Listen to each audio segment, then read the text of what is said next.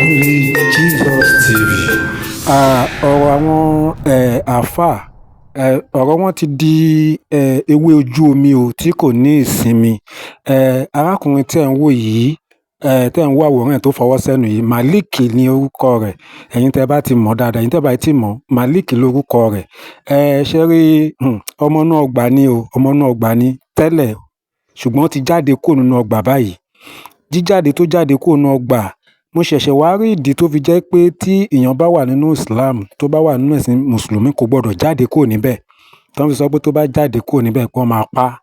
Torí pé kò sí ìfun tó wà nínú òròmọdìẹ táwò di òkè Malik ò mọ̀. Ó mọ̀ kódà gan ṣàṣà ni Islamic scholar tó mọ kéwú tó mọ tìfun tẹ̀dọ̀ ohun tó ń jẹ́ Islam. Torí náà ìgbà ó dẹ̀ tí wá jáde kúrò nínú ọgbà báyìí, gbogbo àwọn àṣírí ló ń tú o. Àwọn àáfàá wọn ò ní ìsinmi mọ́ báyìí o. Máa fi fídíò sílẹ̀ fún yín kẹ́ wá lọ gbọ́ nǹkan tí mò ń wí, ó máa yé yín náà dáadáa. Nígbà tẹ́ bá rí fídíò tẹ́ bá wò ó, àwọn àáfàá mẹ́ta báyìí ni wọ́n ti jáde wá fún Malik o, nítorí pé kí ni gbogbo ohun tí wọ́n bò pátá ni Malik ti ń tú fún ayé o. Ẹ má jẹ́ ń sọ̀rọ̀ jù, ẹ bá mi share fídíò jẹ́ kó lọ viral, ó yá lókè lọ́hùn. Malik Musa amẹ̀kọ́ ọmọ kéwú amẹ́kọ̀ọ́ táwa lójijì bọ́ ti dàn akọ́lẹ̀ ti wà nù tíra táwọn tó ń bá wà iṣẹ́ ìdílára lẹ̀ abdi adánilàwù wà ìkànnà sáà ìlìmìn gàdá ìlùmùhù sítira iṣẹ́ ìdílára tọ́lọ́ bá fẹ́ sí ìyàn lọ́nà gbogbo bá tilẹ̀ wọ́n nímọ̀ tó yọ sínú wà ìkànnà sáà kọ́nà bá jáde tó ní mímọ̀ ni gàdá ìlùmùhù sítira ìmọ̀ náà ni ó fi bò lójú èyí kí Malik ọ̀yà ntọ́ yà ọ̀pá wa lójijì sáà ní ọ̀bẹ kéwù ni ọmọ ìkéwù náà ló sì lọ́nà torí bàtí ò ní làákà yìí tí ó fi digest ẹ má jẹ́ kí ọ̀rọ̀ Malik ó kópa lára bá wa bó tilẹ̀ wo onímọ̀ tó ìmọ̀ náà ló sì lọ́nà òun ó mọ̀ sọ fún kódodo ní tóun sọ yóò sì máa wú rẹ́fúrẹ́nsì wa ẹ̀tẹ̀ yá àfa àtọ́rọ̀ yé tí mo lẹ́ bẹ̀rẹ̀ ayé ẹ má dákẹ́ àìdákẹ́ yín ní ó ran àwọn ọmọ kéékèèké tí ń bọ̀ lọ́wọ́ kẹsẹ̀rú àwọn ọmọ nígbà tó ti yé wa kò sínú evidence tẹ́lẹ̀ mi wá tó lè convince ìwé ẹ̀yọ́ ọ̀nà mọ̀já ṣe tálẹ́ ọ̀pá rẹ̀ májà ara padà sí i ṣùgbọ́n àwọn ọmọ tá a máa bí tọ́yẹ́ pé mọ̀ rẹ̀ ò tí ì gòkè ó yẹ kó máa bá nǹkan kálẹ̀ tí ọmọ. Bẹ́ẹ̀ni òótọ́ ọ̀rọ̀ ni bàbá yìí sọ ẹgẹ torí àwọn ọmọ tó ń bọ̀ lẹ́yìn torí ẹ̀ ni mo ṣe create YouTube channel ẹ ká subscribe síbẹ̀ torí àwọn fídíò sì máa drop síbẹ̀ àwọn fídíò sì pé mi ní máa drop sí gómìnà òun nìkan ló ní ẹ ká subscribe sí pé ìgbà tí bá ti ń drop àwọn fídíò yẹn ká lè máa rí directly to page channel yẹn ló láwọn post fẹ́ máa drop síbẹ̀ even mo kọ́kọ́ stop báyìí for now náà bẹ́ẹ̀ lè subscribe síbẹ̀ náà báyìí subscribe síbẹ̀ torí àwọn nǹkan kan wà tá gbọdọ̀ ṣe kalẹ̀ torí àwọn ọmọ wa tó ń bọ̀ lẹ́yìn kò nídìí ebú kò nídìí ká sọ̀rọ̀ aggressively no àwọn pàtẹ́sí pé ká pa Kùránì ká hadith ká tú ká sọ mùdúmùdún àgbọ́yé tó wà níbẹ̀ ká béèrè àwọn ìbéèrè tó yẹ pé wọn nílì dáhùn ká wá fi kalẹ̀ ká dọkumẹ́ntì kalẹ̀ nǹkan tí channel yẹn wà fún nìyẹn tó yẹ pé àwọn àgbàlagbà arúgbó ni a lè máa gbé fún wọn kó máa wò ó àti òsọ̀rọ̀ ìbú kò sí nǹkan bẹ́ẹ̀ àwọn béèrè tí wọn kọ́ máa béèrè òye bẹ́ẹ̀ sẹ́ àwọn ọmọ wa náà tó bá ṣe ń dàgbà kó máa wò ó kó máa rí so tó lè la ṣe create YouTube channel yẹn so ẹ wo comment section máa rí link níbẹ̀ ẹ jẹ́ ká subscribe sí dem massively ẹ ṣe gan mo láwọn pọ́ìntì kan nínú ọ̀rọ̀ àfáà yìí tí mo lè máa mú ní ẹyọ kọ̀ọ̀kan àkọ́kọ́ wọ́n sọ wípé àkọsílẹ̀ ti wà wípé irú àwọn èèyàn bíi tèmi máa padà wà tó yẹ pé a máa kọ́ Islam ó dẹ̀ máa yé wa ṣùgbọ́n a máa padà máa fi ìmọ̀ yẹn tako Islam ni anyway takọsílẹ̀ bẹ́ẹ̀ bá wà láti ẹnu Muhammad lórí àwọn sàbẹ̀ lórí àwọn afá tó túmọ̀ sí pé àwọn gangan fúnra wọn mọ̀ pé kì í ṣe gbogbo èèyàn ló máa jẹ́ alábòsí ó nọ́mà bẹ́ẹ̀ kéèyàn mọ̀ pé kì í ṣe gbogbo èèyàn ló máa jẹ́ alábòsí so ó wà lọ́jíkà àwọn tó gbé ọ̀rọ̀ yẹn kalẹ̀ wọ́n ti mọ̀ pé kì í ṣe gbogbo èèyàn ló máa jẹ́ alábòsí kì í ṣe gbogbo èèyàn ló máa rí nǹkan tí ò ní lè sọ kì í ṣe gbogbo èèyàn ló máa ròdòdó tí ò ní lè sọ kì í ṣe gbogbo èèyàn ló máa jẹ́ sí pé nǹkan tó ń jẹ ò ní jẹ́ kó gbọ́n kì í ṣe gbogbo èèyàn ló máa jẹ́ sí pé nǹkan tó ń jẹ ò ní jẹ́ kó lè sòrò fáwọn èèyàn kì í ṣe gbogbo èèyàn ló máa jẹ́ sí pé nǹkan tó ń jẹ ò ní nǹkan tó ń jẹ owó tó ń rí kò ní jẹ́ kó lè stop àti máa ta ìran rẹ̀ fún ìran Saudi àti máa ta àwọn ìran rẹ̀ lẹ́rú ká máa kó àwọn ìran rẹ̀ ní ẹrú ọpọlọ fún ìran kan so wọ́n mọ̀ àwọn tó dẹ̀ máa ń kọ àwọn ọ̀rọ̀ yìí kalẹ̀ wọ́n máa sáré kọ àwọn ọ̀rọ̀ yẹn kalẹ̀ dèyìn ẹ̀mọ̀ Islam oh my goodness Islam yà wèrè gan wọ́n ti sáré kọ àwọn ọ̀rọ̀ yẹn kalẹ̀ fún wọn in case tẹ́ bá padà láyé nǹkan tó ká kí nìyẹn tó ti wá rí gbogbo àwọn àṣírí yẹn tó ti wá padà wá sọ tẹ̀lé sọ pé wọ́n ti sọ kalẹ̀ náà tẹ́lẹ̀ ẹ máa rí pé mùsùlùmí tó bá jẹ́ just normal muslim tí kò kí ń ṣe àfá tó bá jẹ́ wọ́n ti sọ fún wa pé lóyún tiwa nǹkan tó máa kọ́ sọ yẹn wọ́n ti ní lóyún tiwa so wọ́n ti gbá àwọn nǹkan yẹn kalẹ̀ gẹ́gẹ́ bí irinṣẹ́ ìjà ni so fún pé gbogbo ọ̀nà náà fi sílé náà fẹ́ káwọn èèyàn bọ́ nínú ẹ̀sìn yẹn wọ́n ti ṣiṣẹ́ gan kalẹ̀ lórí ẹ̀sìn yẹn táwọn èèyàn ṣáfi ní bọ́ nínú ẹ̀sìn yẹn I'm telling you fact so àwọn ọ̀rọ̀ tó gbé kalẹ̀ láti fi tàwọn láti jẹ́ káwọn èèyàn rí mí nínú ẹ̀sìn yẹn ní kéjì tá a bá padà láwọn èèyàn tó padà ń tó àṣírí ọ̀rọ̀ àwọn nǹkan yẹn tó wà nínú ẹ̀sìn yẹn lọ́jọ́ wájú kọ́lé bá sọ wọn ní ronú pa pé kí ni wọ́n sọ mọ́ wọn kàn máa tètè máa sọ wọ́n ti sọ̀kalẹ̀ ó òdodo lọ́wọ́ anábì òdodo lọ́wọ́ sàábì masha Allah sallallahu alaihi ó ti sọ̀kalẹ̀ wáwò ó ti sọ̀kalẹ̀ tó ìyẹn ni orí ẹ̀ máa rò ó ní ronú nípa àkọ́tẹ́ ìyẹn sọ bóyá òótọ́ tàbí irọ́ bóyá ó bá ọpọlọ ẹmu ló tàbí but yìí tó ti gbé kalẹ̀ yẹn ló máa wà lórí ẹ̀ tó ẹ̀tàn jẹ́ ni tíìkì ni láti jẹ́ káwọn èèyàn rí mí nínú òkùnkùn yẹn ẹ bá mi tag àwọn afa ẹni mo dẹ̀ rọ ẹ̀yin tèmi ká share video because we need to liberate our people, we really need this thing. àfáàdé tó sọ pé kéwú tí mo kọ́ yẹn gangan ló ṣì mí lọ́nà bàbá ńlá rọ ni kì í ṣe kéwú tí mo ké ló ṣì mí lọ́nà, kéwú tí mo ké ló jẹ́ kí n mọ̀ náà òdodo ló jẹ́ kí n mọ̀ ìgbé irọ́ lásán ní Islam. For example ìgbà táwa ní kékeré ẹ máa sọ fún wa wípé gbogbo ogun táwọn nábì jà defensive war ni, but ìgbà tí mo kéwú yẹn tọ́ mi sọ́nà láti mọ̀ ìgbé irọ́ lẹ̀ ń pa fún wa láti kékeré, kì í ṣe gbogbo ogun tí Muhammadu jà defensive war, àwọn ogun kan wà tẹ́sí pé offensive war burúkú ni. kéwú tí mo ké ló jẹ́ kí n padà mọ̀ wípé Muhammadu ju'ila rizquhu tahta dhilli rumhihi, wípé wọ́n fi ìjẹmu Muhammadu sábẹ́ idà ẹ̀ ni ó ti báyìí. So ẹni tí wọ́n fi ìjẹmu ẹ̀ sábẹ́ tó yẹ pé ibi ogun ibi ìjà ló ti ń jẹun kò gbọ́dọ̀ káwọn kan wá bàjá kó tó jẹun, ó ṣàmàjẹun kò gbọ́dọ̀ káwọn kan bàjá kó tó lọ bá wọn jà náà because ibi tóun ti ń jẹun yẹn tó làṣírí ẹ̀ fi tú sí mi lọ, làṣírí Islam fi tú sí mi lọ. kéwú tí mo ké gangan ló jẹ́ kí n ṣe kí ni jẹ́ kí n gbòdòdó, kéwú tí mo ké ló jẹ́ kí n mọ̀ wípé Muhammadu sọ wípé isabatan min ummati ahrazahumullahu minan nar isabatun taghzul Hind, pé àwọn ìjọ méjì kan wà nínú àlùmọ́ èmi Muhammadu yìí o. ìjọ àkọ́kọ́ òun ni àwọn ìjọ tó bá máa kógun ja ilẹ̀ India. Muhammadu encourage àwọn sàábẹ̀ pé kankan kógun ja ilẹ̀ India torí pé ẹbọ wọn ti pọ̀ jù ilẹ̀ India, wọ́n mọ̀ wọ́n sí ilẹ̀ lẹ́bọ gan tó yẹ pé wọ́n bọ́ ìṣà wọ́n ṣe gbogbo ẹ̀ ni. Muhammadu dẹ̀ encourage àwọn sàábẹ̀ pé kí ni àwọn ọmọ lẹ́yìn ẹ̀ táwọn bọ̀ lẹ́yìn pé kí wọ́n kógun ja ilẹ̀ India. ìgbà tó lè padà wọ́n kógun ja ilẹ̀ Mahmud Ghaznawi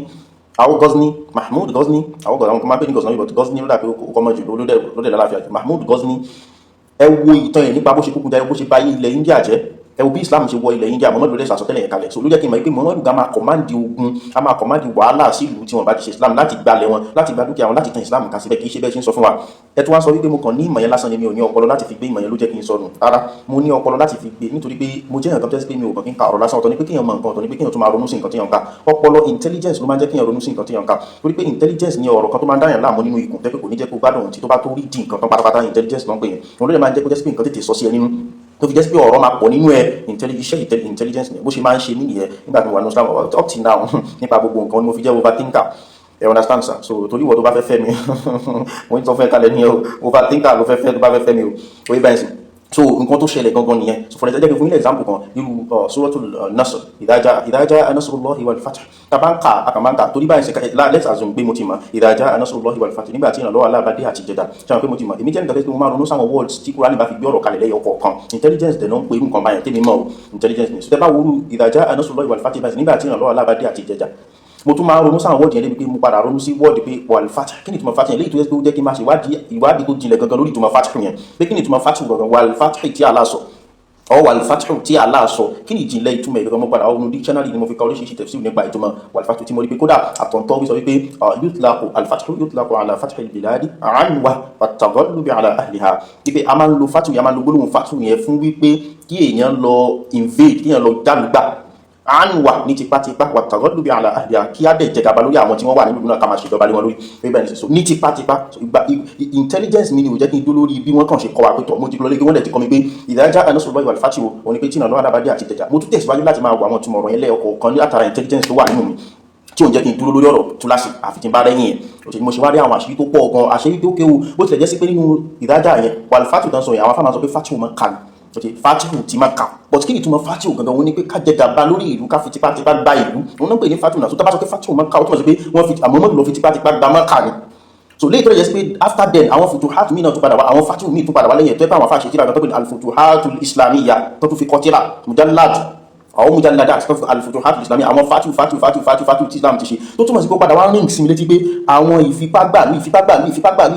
ìkógunjàlú gbígbàlẹ̀ tí Islam ti ṣe bó ṣe padà ring sí mi létí nìyẹn nígbà tí mo ṣe kí ni nígbà tí intelligence mi lead sí research tó múnádóko tí mi kàn máa kakéwú lásán so mo tún lọ́pọ̀lọ́ pẹ̀lú ẹ̀ ó jẹ́ kí n padà wá lọ́pọ̀lọpọ̀ kan pé ẹ̀sìn yìí ẹ̀sìn ajagunbalẹ̀ ni ẹ̀sìn payanpayan ni ẹ̀sìn tó fẹ́ dáadáa ayé tipátipá ni politics lásán ni ẹ̀sìn burúkú ẹ̀sìn òfò ẹ̀sìn àdánù ni ọpọlọ mi gangan ló jẹ́ kí n mọ̀ pé istila ala baladin an tariqil harb ká jẹ gàba lórí ìlú nípasẹ̀ pé ká ṣínà ogun yá ìlú náà ká sọ ọmọdé aláìlóbi ká sọ bí aláìlọ́mọ ká bá tiwọn jẹ́ ká ta ẹ̀jẹ̀ wọn sílẹ̀ ká wá máa fi tipátipá kọ́ wọn lédè Lárúbáwá ká máa fi tipátipá kọ́ wọn ní Islam ọgbọ́n náà ń pè ní al-fathu ó ti báyìí ọpọlọ mi ni ò dúró ló jẹ́ kí n tẹ̀síwájú láti fẹ́ ní àgbọ́yé tó yẹ kúrò nípa nǹkan yẹn ọpọlọ mi ló jẹ́ kí n ló tì mí lọ síbi mọ́ńdàmù rọ ìtò tóun tiẹ̀ tó fataha tó tún sí pé ó tó gbọ́lá ó ní fataha libila pé tí wọ́n bá sọ pé èèyàn fataha ìlú fatihu èèyàn ṣe fatihu fún ìlú ó túmọ̀ sí pé gọ́lába àléhà wà tamallakaha bil quwwa wípé èèyàn jẹ gàba lórí ìlú náà èèyàn dẹ̀ gba ìlú náà èèyàn sọ di nǹkan tiẹ̀ ni ó sọ di nǹkan tiẹ̀ pẹ̀lú agbára àti bẹ́ẹ̀ bẹ́ẹ̀ lọ nínú àwọn dictionaries tí mo padà kà àtàwọn àgbọ́yé tó yẹ kúrò nípa èdè Lárúbáwá so ọpọlọ mi ló máa ń tì mí lọ pé Maliki don't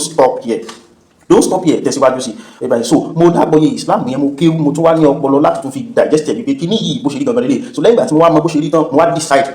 ok ṣé nǹkan yìí wúlò fún humanity tàbí kò wúlò padà wá rí pé trash lásán ni orí burúkú ni kò wúlò fún humanity nǹkan tí mo ti mọ̀ pé kò wúlò fún humanity jẹ̀mọ́ kí ni máa ṣe máa sọ ọ́ lónìí máa dẹ̀ sọ àwọn èèyàn lára pé kí wọ́n má ṣe kí ni kí wọ́n má débẹ̀ torí pé orí burúkú ní ilé wòran aṣemílẹ́dà kan tó dáa aṣemílẹ́dà kan tó nínú rẹ̀ aṣemílẹ́dà kan tó láàánú humanity ó ti lẹ́yìn ìgbà tí mo kọ́ tó tí mo ti mọ̀ pé orí burúkú gbà ní kíní kò ní dáadáa kan ṣe fún wa especially ìran wa Yorùbá yìí kò ní dáadáa kan ṣe fún wa so tí ó tẹ́mi dẹ̀ ti ní nature ti bùn mi ní ẹ̀bùn ọkàn tó dáa ẹ̀bùn ká nífẹ̀ẹ́ àlàáfíà ẹ̀bùn ká nífẹ̀ẹ́ ọmọlàkejì ẹ̀bùn kí nǹkan máa dùn kí nǹkan má ṣàbùrú tí nature ti bẹ̀mí lẹ́bùn ẹ̀mí ìlélajúlẹ̀ kí ṣe wá fi ìtààmú bá ayé wa jẹ́ òtún báyìí ẹ má gbàgbé ẹ̀yẹ bá mi share video massively ẹ share gan tẹ̀lé subscribe to YouTube channel mi ní comment section ẹ̀ tún mọ́ yẹ ká máa pàdé nígbà mi kí tẹ̀ tó lọ àbáyé wọ́n sẹ̀ sọ̀rọ̀ kan nínú ọ̀rọ̀ wọn sọ wípé kì í ṣerú àwọn mọ́ wọ́n ní kì í ṣerú àwọn mọ́ àwa náà mọ̀ pé kì í ṣerú yín mọ́ o gbogbo nǹkan tá à ń ṣe yìí ṣé nítorí ti yín àwa náà ń ṣe torí generation tó ń bọ̀ àwa ti mọ̀ pé èyí ti lọ rẹ́ di èyí tó bá kúrò ní Islam nínú yọ ó lè ṣẹlẹ̀ ṣá exceptional cases ó máa wà nígbà míì that's just it but àwọn àṣẹ fún generation tó ń bọ̀ náà ní pé orí burúkú yẹn stop báyìí tó ẹ̀yin tẹ́ bá ti kóra yín lọ tán so àwọn tó ń bọ̀ lẹ́yìn kan má tún ṣe orí burúkú tẹ́ ṣe kan má tún ṣe náà lásọ ó ti yé báyìí so kì í ṣe pé ẹ̀yin tẹ́ ti ń jẹun níbẹ̀ tẹ́ ti ń ra mọ́tò tẹ́ ti ń kọ́lé sọ àmọ́ dájú pé kì í ṣe àwọn náà ò ṣe torí tí torí generation tó ń bọ̀ ní ìṣẹ́ tí bọ́. Abdulmalik Musa èmi fẹ́ báyìí sọ̀rọ̀ ní ìbásọ̀rọ̀ abiyamọ àti àfáàbìnrin ṣínú al-Qur'an ọlọ́ni wa ma utitum minal ilmi illa qalila tó bá jẹ́ pé ẹlòmíì ni mo bá fẹ́ bá sọ̀rọ̀ tí kìí ṣe wọn ó ní ahọ́n tí ń fi bá sọ̀rọ̀ àmọ́ kò sí irú bí mo lè lọ níbi èdè Lárúbáwá tí ò yí ọ ọwọ́ wípé yí ọ yẹn tó wá tako yẹn olùgbé àbámẹ́jẹ tí mo sùn tí ní òru nígbà mo parí kìámù lẹ́yìn mo wá gbé fóònù gbígbé tí máa gbé fóònù péjì rẹ ló wá níbi péjì tí Malam Yusuf tó ti ń sọ̀rọ̀ nípa Al-Qur'an Ọlọ́run ló bínú sí ẹ torí kò sí abiyamọ kan tí yóò máa wo bó ṣe rí yẹn àti bí brain ẹ ṣe sharp tó ọ̀gá àbànújẹ́ téèyàn ní ni pé wọ́n ní àwọn alùsùnà lọ́tọ̀ ó ní ìbànújẹ́ téèyàn ní pẹ̀lú bọ́lọ́hún sí ní kò pọ̀ tó Malik ó pọ̀ gan ó pọ̀ gan ni Ọlọ́run ṣàánú rẹ̀ gan ni ṣùgbọ́n ibi tó pọ̀ sí yẹn ibẹ̀ wá ní ṣètò ti dúró díẹ̀ èṣù ti wá sọ ọ́ di irinṣẹ́ ó wà lò ọ́ káàkiri fún àtolórí àtẹlẹ́mù àtọkùnrin àtobìnrin àtàfà àtọmọkíw àtẹni tí ó mọ̀ ṣètò ti lò ẹ́ gan ni ọba tiẹ̀ fi nǹkan yẹn lẹ̀ fún àwọn jahil tó bá ipò filẹ̀ fún Abdulmalik mo ń pè ní Abdulmalik nítorí pé alifarku wà láàrin Malik àti Malik wọn náà mọ ìyàtọ̀ tí ń bẹ nínú méjèèjì ó sì mọ̀ pé tó lágbára lórí gbogbo nǹkan ó tún wá ṣe pabambarì ó ò gbéra rẹ lábìsọ déédéé ó kọ mùsùlùmí rẹ ó ló gbé sórí péjì Malik ó sì dákun kò ṣe sùúrù inna Allaha ma'a as-sabirin ṣe sùúrù dákun ṣe sùúrù. Àkọ́kọ́ ìyá mi dáadáa ẹ ṣé mo dúpẹ́ gan mo appreciate yín àbáyá dalẹ̀ mi bá tún ṣe kí yín náà because kíkí ni first point mi ẹ understand so mo appreciate yín gan ẹ ṣé ẹ máa jìrì àwọn ọmọ yín ẹ ní ṣánkú mọ́ wọn lójú àwọn náà ní ṣánkú mọ́ yín lójú ẹ ṣé mo dúpẹ́ gan but point mo kàn fẹ́ kọ́mọ sí òun ni pé ṣẹ́rí kò ń ṣọ̀rọ̀ Sátánì kò ń ṣe ọ̀rọ̀ ṣètán kò dẹ̀ kí ń ṣọ̀rọ̀ èṣù gan pàápàá ẹ understand ọ̀rọ̀ òdodo ní gbogbo nǹkan tí mo ń sọ pátápátá mo fi ẹ̀mí mi búra nǹkan tí mo rí lódodo náà torí ẹ sọ nínú ọ̀rọ̀ yín náà torí fídíò yẹn gùn bí 20 minutes ni mo dẹ̀ wo in fact ọ̀rọ̀ má ṣe bẹ̀ ọ̀rọ̀ wọn yẹn èmi ò kí ń lẹ́mìí kí n máa wo fídíò tó lọ títí báyẹn so bí mo ṣe bẹ̀rẹ̀ sí wo the way bọ́n ṣe approach mi live from the beginning in fact tí mo fi wo tán mi mọ̀ torí mi wo fídíò àwọn èèyàn tó bá láwọn response mi yẹn mi wò so ẹ sọ nínú ọ̀rọ̀ yín wípé èmi gan fúnra mi mọ̀ wípé nǹkan tí mo ń sọ irọ́ wà ń bẹ pé irọ́ ni mo ń pa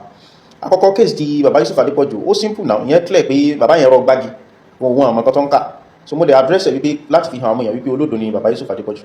torí àwọn èèyàn rí wọn bí ẹni tó nímọ̀ kan olódo ẹ̀dẹ̀ sọ nípa comparative náà pé bàbá Yusuf ò fìgbà kan sọ pé àáfà làwọn so èmi believe pé tó bá fẹ́ ṣe comparative ó gbọ́dọ̀ nímọ̀ nípa méjèèjì ni kí ló ń kàn bí ẹ̀ nígbà tó mọ̀ kan tó mọ̀ kan so kò make sense ni ìyá máa ṣe understand so tó bá fẹ́ claim pé òun fẹ́ tako Bible òun fẹ́ máa sọ irọ́ tó torí tó bá tako Bible tán ìbò ló ń pè wọn lọ wọ́n ń pè wọn lọ sínú Islam so definitely ó gbọ́dọ̀ mọ̀ Islam yẹn náà tèmi náà ní láti jẹ́ iṣẹ́ tèmi ní kí n jẹ́ káwọn èèyàn mọ̀ wípé olódo ni àtàwọn mìíràn tó tún ṣe bí tiwọn She understand. So ọ̀rọ̀ yìí let me say mi ìfẹ́ lo word yẹn but jẹ́ kí n lo bẹ́ẹ̀ pé game ni ìkọ́tẹ́rù páwọn ṣe iná lẹ́yìn náà fẹ́ ṣe fáwa náà tẹ́ bá opportunity kan láti expose wa ní pé ìrọ́lá pé ẹ ti rí pé wọ́n mọ́ kí so gbogbo gbìyànjú tẹ́yìn náà ṣe ni pé kẹ́ẹ̀fì lè jẹ́ káwọn èèyàn mọ̀ wípé nímọ̀ nípa Islam la ṣe ń takò káwọn èèyàn má lè follow wa the same thing náà làwọn náà ṣe wípé afẹ́ káwọn èèyàn náà mọ̀ pé àwọn tẹ́ ń pè láfà àtẹ̀gbẹ̀sẹ̀ olódò náà ni wọ́n so wọn nímọ̀ nípa ẹ̀sìn yẹn so àwa táwọn sọ pé aburú wà nínú ẹ̀sìn yẹn fún yín ó possible káwọn àfáà yẹn tẹ́ ń tẹ̀lé yẹn kí wọ́n má mọ̀ bá burú wà mẹ́ tá bá ti jẹ́ káwọn èèyàn mọ̀ pé olódò làwọn àfáà yẹn so àwọn èèyàn náà máa sense pé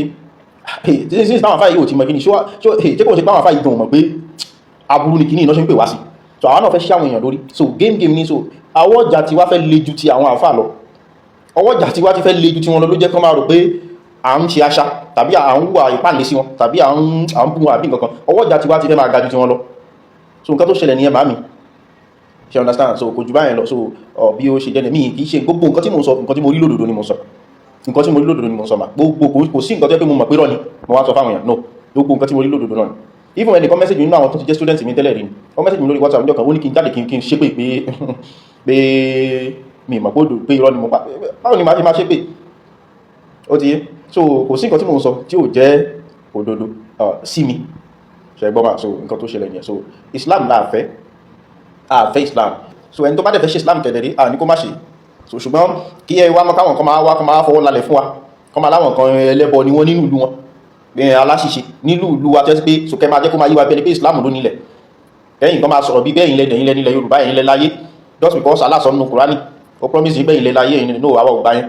kẹ́ máa make wa feel inferior lórí ilẹ̀ wa ma ní àwọn kan ẹlẹ́bọ kìíní kan nǹkan kẹ́ máa ṣe like ìyẹn la agbára yín yẹn la fẹ́ kán so pé fẹ́ Islam so tó bá dẹ̀ fẹ́ ṣe wà á farabalẹ̀ ni nǹkan tá à ń sọ nìyẹn màmí so ẹ máa farabalẹ̀ kì í ṣe pé ẹ máa lo so pé ẹ máa sọ̀rọ̀ ẹni àwọn ẹ̀yin gbogbo nǹkan tó ń ṣẹlẹ̀ yìí náà Islam ló bẹ̀rẹ̀ náà àwọn àfáà náà bẹ̀rẹ̀ náà mo dẹ̀ mọ̀ pé nǹkan fúnra yín gan ẹ máa mọ̀ ọ̀rọ̀ tí mo sọ ẹ máa mọ̀ pé gbogbo wàhálà ẹ̀sìn tó dé ní ọdún yìí tó ti wà yí báyìí sìn gbogbo bí gbogbo ẹ̀sìn lọ lọ́dún yìí báyìí gbogbo wàhálà ìpínlẹ̀ mùsùlùmí náà ni okay so èwo ni gíragíra mọ́ wa lórí ilẹ̀ wa ṣé Islam náà fi tẹ̀lẹ̀ yìí lónìí ṣé Islam náà fi tẹ̀lẹ̀ Yorùbá lónìí so káwọn kan ṣe máa so àwọn nǹkan táwọn ò fẹ́ nìyẹn so bínú sẹ́ni kankan bẹ́ẹ̀ni kankan jà ṣe dẹ parọ́ òdodo là ń sọ Islam ẹ̀sìn ajagunbalẹ̀ lè mímọ̀ sí òun dẹ̀ lòdodo bí mo ṣe mọ̀ ẹ̀yẹ̀ lòdodo òun ni mo dẹ̀ ń sọ fáwọn èèyàn Islam kò ń ṣẹ̀sìn tó yẹ kéèyàn máa ṣe so Muhammadu tó pinlẹ̀ tó já nàbì kò ṣe é gbàgbọ́ because ìwà tó wù èmi ò lè mi lè sọ pé mo fẹ́ dàbí ànábì lẹ́yìn láwọn wà tánàbì wù kán bá tì mí mọ́lé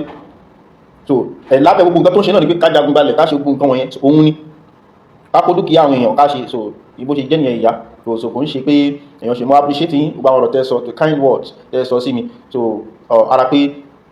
ẹja gbà náà ni ẹ̀dẹ̀ jẹ́ ìyá sí wa náà ni àgbáyé adalẹ̀ ṣùgbọ́n òdodo kò kúrò lódodo ìyá mi kò kúrò lódodo àtọ̀ ẹ̀yẹn bá mi ṣe fídíò kó kàn wọ́n lára so pé bẹ́ẹ̀ mi ṣe lọ́rọ̀ sí ilé yìí o mo dẹ̀ ti sọ bí mo ṣe rí ma so ẹ ṣe gan mo dúpẹ́ tó bá dẹ̀ jẹ́ sí pé ó wù yín kájọ ní conversation kò sí issue mo lè ní conversation pẹ̀lú mo máa ń ní conversation pẹ̀lú àwọn èèyàn náà tá máa sọ̀rọ̀ gan mo ṣe sọ bí àtẹnìkan ṣì ní conversation bí a ní jẹta alálẹ́ tó ti rẹ̀ mí gan tẹ́ pé mo sì tún lọ́jú bẹ́ẹ̀ nìyẹn náà sọ̀rọ̀ sí pé ó depend lórí approach tí má dẹ̀ jẹ́ ni pé ẹni yóò tàn mí because àwọn mí náà wà tàti fún ọ nígbà láyè pé kájọ ní conversation tó yẹ sí pé wọ́n padà bú wa ṣépè fún wa last ni wọ́n ti níbi tán wọ́n kàn fi ẹ̀tàn yẹn tàn wá ni so mi máa ń conversation tẹ́ bá dé pé ká ní conversation kò sí issue lè ní conversation pẹ̀lú yín so ẹ ṣe gan ma. sẹ́rí ọlọ́run dùn ṣẹ́ o ẹ má ṣe èèyàn o bẹ́ẹ̀ni ọlọ́run dùn ṣẹ́ o ọlọ́run tẹ́ ń ṣe ọ̀nà ni ẹ má ṣe lọ o ẹ má ṣe èèyàn o tẹ́ ẹ bá mọ̀ wàláhì èèyàn bú ọlọ́run lọ ọlọ́run dùn ṣẹ́ o gbogbo tẹ́ ń ṣe yìí wàláhì ó lè forí jìn bẹ́ẹ̀ni ọlọ́run dùn ṣẹ́ o ẹ má yà aṣọ èèyàn o ọlọ́run ló dùn ṣẹ́ ju o tẹ́ bá ń ṣe bẹ́ẹ̀ ń ṣeun wàláhì ẹ má ṣe lọ èmi ò ọlọ́run níjẹ padà mo bẹ lọ́run fún yín ọlọ́run mọ́sàfọ́ ni mọ̀ yín torí àfáà lè fẹ́ kẹ́ wó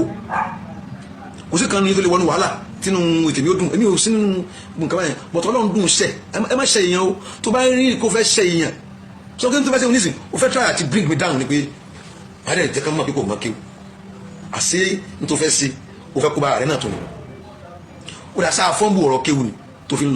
lọ bí fídíò ṣe bí nǹkan tó fẹ́ ṣe náà ni pé tẹ̀ pí gẹ̀dá nǹkan lè gbé kó jẹ́ kankan ìwọ kan kì í ṣe irú ìwọ gbogbo nǹkan tó ń ṣe àti ṣe bí 30 ọdún sẹ́yìn táwọn àti ṣe bí 30 ọdún sẹ́yìn bẹ́ẹ̀ ni mo tún lọ yíwí kúwí kan sí kí n tó proof ẹ̀ fún ọ kí n tó proof ẹ̀ normal pé ó dáa nǹkan tó níwọ̀n èlò yìí ó dáa mo lò níwọ̀n fún ọkọ̀ ìdá rẹ̀ bẹ́ẹ̀ ni ó mẹ́mí ni ó dàbí kó ṣẹ̀ṣẹ̀ jí sáyé ni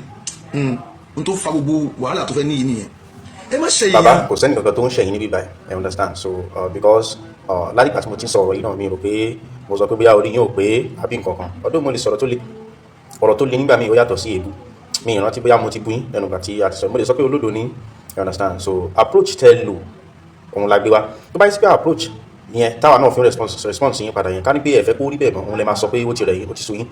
I understand so but kẹ́ máa rò pé bóyá bíi pé àwa la dá wàhálà yẹn kalẹ̀ ẹ̀yin lẹ jáde tẹ́ sọ pé ẹ fẹ́ lọ sí UK pé ẹ fẹ́ já MS bàbá bọ́ àbí nǹkan pé wọ́n á ṣe debate I understand so ẹ dẹ̀ sọ pé SS baby so SS baby yẹn ló trigger gbogbo conversations yìí so why tẹ̀sí wá ní ìsìtẹ̀ wá sọ pé ẹnìkan fẹ́ bring yín down so okay SS baby tẹ́yìn pé ẹnìkan yẹn so yẹn ò kí ń ṣe pé ẹ fẹ́ bring yín down I understand so kí ni mission ti yín láti pé ó yà wò àti dé láì inform ẹni yẹn tẹ́lẹ̀ inform yàn tẹ́lẹ̀ kàn dé jìgà sí London ẹ dẹ̀ sọ pé kàn máa bọ̀ wá bá yín ṣe debate pé ẹ ti dé o ṣé bá yín ṣe nǹkan nìyẹn so kí ni aim ti yín fún nǹkan tẹ́yìn ṣe yẹn ṣé kò ń ṣe láti jáyàn bọ̀ I understand so approach tẹ́ lò very simple òun náà làwọn náà dìde ta lò fún yín I understand so tó bá ti wá sun yín tẹ́ ẹ fẹ́ approach yẹn mọ́ ká gbé ní tùbí nùdí I understand because wọ́n ti correct wa mo ti wo lecture kan wọ́n ti sọ pé kì í ṣe tùbí nùdí ni so àwa náà ti ń kọ́ Yorùbá in fact interest mi láti gbọ́ Yorùbá dáadáa sí ó ti high gan bó dẹ̀ ṣe kí gbogbo Yorùbá ṣe náà nìyẹn I understand so tó bá yẹ pé kájọ máa sọ ní tùbí nùdí náà lẹ́fẹ́ so ẹ máa jẹ́ kó yé ni so in fact tó bá yẹ sí pé ẹ fẹ́ kó rí bẹ̀ gan ẹ máa ṣe apology ní pé ẹ tẹ̀ sọ pé SS baby in the first place because kò sẹ́ni tó kọ́kọ́ pè yín lórúkọ gbogbo orúkọ yín náà la fi ń pè ẹ̀yin lẹ́dí tẹ́ sọ pé ẹnìkan SS baby tó trigger gbogbo ilé and then ẹ̀dẹ̀ sọ wípé tó bá tù yẹ tó lẹ́ sọ pé ó dà pé mo ṣẹ̀ wọnú ayé ni àbí nǹkan èmi ò ṣẹ̀ṣẹ̀ wọnú ayé màgbà tí mo ti bẹ̀rẹ̀ ọdún mo lè kéré sí lọ́jọ́ orí púpọ̀ ó lè jìnnà dáadáa gan but èyàn kì í tóbi nídìí nǹkan ẹni èyàn kì í kéré nídìí nǹkan ẹni I mean ẹbí àwọn bàbá ṣe máa sọ so ara nǹkan tí mo jòkó tì tipẹ́tipẹ́ tí mo ti jòkó tì tipẹ́tipẹ́ láti adolescent age òun náà ni ọ̀rọ̀ Islam wà so èmi náà lè dáwó nínú ẹ̀ understand mo lè sọ̀rọ̀ mo lè challenge ní pé nǹkan tẹ́ sọ yìí kò rí bẹ́ẹ̀ understand so èyí fẹ́ já wa bọ́ nìyàwó sọ pé kó ní lára tẹ́nìkan náà bá fẹ́ já yín náà bọ́ but kò tẹ́tẹ́ni tó fẹ́ já yín bọ́ àpẹẹrẹ káwọn èèyàn mọ reality ni about you people and irú ẹ̀tàn jẹ́ tẹ́ tọ́ wá sí nǹkan tẹ́ fẹ́ kí wá sí because tá a bá máa jẹ́ káwọn èèyàn mọ irú èèyàn tẹ́ jẹ́ so like it's part of because tá a gbọ́dọ̀ ṣe káwọn èèyàn mọ̀ pé káwọn irú nǹkan tí mo ṣe irú àwọn fídíò tí mo ṣe tó ń ta yín lára sí mo mọ̀ pé mi lè ń rí bá sí mi lè ń bá rí so nínú iṣẹ́ tó yẹ ká ṣe nínú nǹkan tá a gbọ́dọ̀ jẹ́ kó yá àwọn èèyàn náà ni ẹ̀sọ̀ láti ṣọ́ àwọn èèyàn lára níbi ewu nǹkan tẹ́ ń pè wọ́n lọ jẹ́sí pé even gan ẹ̀yin lè má mọ ewu tẹ́ ń pè wọ́n bẹ́ẹ̀ because ó possible tẹ́yìn gan má mọ ewu Islam bẹ́ẹ̀ ṣe wà tá a bá sọ fáwọn èèyàn wípé ìmọ̀ tí yín náà nípa Islam kò tó nǹkan understand so ó máa pass message kan fáwọn èèyàn wípé ok ẹni tí òrí náà la fẹ́ tẹ̀lé so tó túmọ̀ sí bẹ́ẹ̀ ni gan ó kàn sọ nǹkan tó bá ní kò lè prove pé bóyá Islam yẹn lòdòdó àbíkó because kò mọ̀ níjàlè ṣe ti understand so àwọn nǹkan tí àgbìyànjú àti ṣe ni àfi káwọn èèyàn rí tú ọlọ yín kẹ má bàa ṣe wọn lọ́nà so tẹ bá rò pé kò ká gbé nítubí nù ní kò sí problem ẹ̀sọ́ a lè máa sọ so wíkú tẹ wá ní ẹ tó lè wí yẹn ẹ understand pé ẹ lè accept challenge mi mo tẹ̀ rí ọ̀kan nínú àwọn ọmọlẹ́yìn tó ń challenge mi pé kí n kan tó ka dára bá wọlé báyìí mo kàn rẹ́ni mo rí ní àná àbíjọ́ ẹ understand so mo ti sọ pé ìjọ tí bá ti láyè tiẹ̀ máa jẹ́ kó yẹ wípé mi lọ́rọ̀ bá sọ so gbogbo lábá tó fẹ́ dà lẹ́yìn gbogbo challenge yẹn kó gbé fún yín sà Mr. Labib kó gbé fún yín kémi àti kájọ àpàdé tó bá yẹ sí pé ìwíkú yẹn sì tún kù tẹ́fẹ́ wí tẹ́wá fẹ́ defend pẹ̀lú kọ́rin dà pẹ̀lú principle so ẹ lè jẹ́ ká ṣe debate àbí ká sọ̀rọ̀ lémi àti nìkan tí ó bá yé ti máa rí wa ṣe understand so tẹ́ máa tún wí àwọn ìwíkú yìí tẹ́fẹ́ wí yẹn so káwá jọ máa prove ẹ̀ pé orí bẹ́ẹ̀ kò rí bẹ́ẹ̀ orí bẹ́ẹ̀ kò rí bẹ́ẹ̀ so ẹ lè mú àwọn ìwíkú yẹn wá kẹtùn imagine ẹ sọ pé ìwíkú yìí ẹ ti accept gbogbo nǹkan tí mo sọ nìyẹn so definitely ẹ wí ìwíkú yìí nínú àwọn ọ̀rọ̀ yẹn nìyẹn definitely I was right ní gbogbo àwọn videos tí mo ṣe wípé ẹ wí dá bíbà ẹ wí dá ẹgbẹ́ bá bíbà ẹ lọ sàn so ẹ ti kàn ń pa fúnra yín pé ìwíkú yìí lẹ wí yẹn since ẹ ti tún sọ pé ẹ tún máa wí ìwíkú yìí ní ìsìn so àwọn èèyàn ti gbọ́ tá a fẹ́ káwọn èèyàn mọ̀ náà nìyẹn àfẹ́ káwọn èèyàn mọ̀ wípé you are not serious ẹ lọ sàn and maybe you are not sincere and you are not knowledgeable ẹ understand so kò jù báyẹn lọ bàbá so tó bá yẹ pé ká máa ṣe ní pẹ̀lẹ́pẹ̀lẹ́ ni so ẹ lè sọ ká ṣe ní pẹ̀lẹ́pẹ̀lẹ́ so kò jù báyẹn kò sẹ́ni tó fẹ́ bring yín down so tó bá lè jẹ́ sí pé ẹ gbọ́ yé sí pé èèyàn fẹ́ bring yín down ẹ̀yin náà fẹ́ bring wa down ni kò sí nǹkan tó máa dùn mọ́ yín ju pé káwa náà ṣàṣìṣe káwọn èèyàn kan gbé kán sọ pé olódò ni wá àmọ́ táwọn sọ nípa Islam nǹkan tẹ́ ń fẹ́ nìyẹn o ti sọ agbára wa ju tiyín lọ ni lẹ́sìn rò pé a fẹ́ bring yín down ẹ ti rí pé ọwọ́ ìjà yẹn especially ọwọ́ ìjà tí mo gbé wá tí mo sọ lù yín òkúta ọ̀rọ̀ tí mo àwọn fídíò tí mo in fact ara mi tún balẹ̀ díẹ̀ ni because mo fẹ́ ṣe àwọn fídíò burúkú kan ẹ ká pàpà dé ọwọ́ ìjà yẹn le gan ni bàbá ẹ bá wọrí ẹ bá fọ ṣe understand so ara mi ti balẹ̀ díẹ̀ àwọn èèyàn bá mi sọ̀rọ̀ àwọn èèyàn message mi gan táwọn kan jẹ́ muslim mi expect ìwé ẹlòmíì gan bẹ̀ ni pé kí n ṣe sùúrù kí n má kò ṣe pé mo fi ṣe gbéraga but ọmọlúwàbí ni gbogbo wa so àwọn ẹlòmíì àwọn mí náà ń báyàn sọ̀rọ̀ pé kí àwọn kan ló kù mí down because mo ti lé lecture mo ti lé videos kalẹ̀ tí mo fẹ́ ṣe léyìn lórí so kò sí nǹkan tó ń jẹ́ pé nìkan fẹ́ bring yín down ẹ̀yin sọ yẹn nítorí pé tí ọwọ́ jà tí wá ti fẹ́ máa ju tí yín lọ ni bàbá kò jù bẹ́ẹ̀ lọ so anyway tó bá fẹ́ ká ṣe nítorí nù ẹ lè já wa tán pé báyìí. ẹ ṣeun gbogbo àtàdìjọ wo fídíò yìí sẹ́yìn náà rí wípé ó lágbára báyìí ó gbẹnu tán fídíò yìí ló túbọ̀ jẹ́ kí n mọ ìdíṣẹ̀ tó fi jẹ́ pé tó bá wà nínú ẹ̀sìn Islam o gbọ́dọ̀ jáde kúrò níbẹ̀ ṣé nínú Christianity lẹ́nìkan máa wà tó máa sọ pé òun lónìí òun ò ṣe mọ́ òun kò nínú Jésù òun fi Christianity sílẹ̀ tí ẹ̀rù wa máa wá ba àjọ Christianity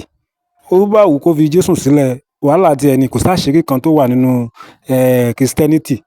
tí a máa sọ wípé bóyá àbí kó má hàn síta ṣùgbọ́n nínú Islam náà lè ti rí pé